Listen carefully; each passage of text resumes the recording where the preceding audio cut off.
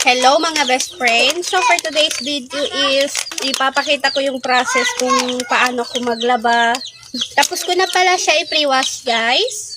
So ngayon maglalagay na tayo ng sabon dito sa malinis na tubig. So ito yung gamit ko, Kala. Kasi nga tipid na siya. Tapos may free na siyang downy. Tsaka mabango din siya. So, mas prefer ko talagang gamitin ito. Since na nakagamit ako nito, ito na yung ginamit ko. No? Hindi na ako gumamit ng ibang or panglaba. So, let's start. Pabubulain natin yun. Then, ilalagay na natin yung mga puti. Ayan. Ayan. So, isasama ko na din yung mga, ito light colors naman din siya. Hindi din siya nag-fade. Ibababad ko siya for 10 to 30 minutes maximum. Bago ko siya kusutin. So guys, I have a tips for you. Diba, tayo mga babae, diba, minsan nagre-red days tayo. Main problem is, paano natin tanggalin o linisin yun.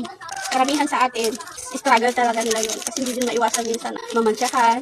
So, I have a tips for you. Itong tips na to, mga best friend, is nakuha ko pa dun sa Yumao na auntie ng buong barangay namin, si auntie Mungangan, Alayarham ha. Naging model ko siya sa paglalaba kasi malinis maglaba yung tao na yun eh. Tinitingnan ko siya kung paano maglaba. So, nasiya niya sa akin yung tips niya na yun. So, very effective siya guys. According to her, babanlawan muna niya yung underwear na namantsahan. Tapos, after niya magbanlaw, ito, lalagyan niya ng, or mag-pre-wash nung underwear, sasabunin niya ng sabong panligo.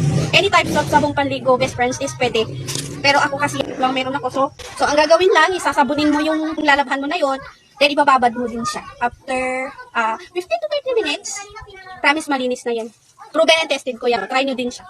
So, ayun guys, yung tips ko na yun is na-share ko na rin sa dalaga ko.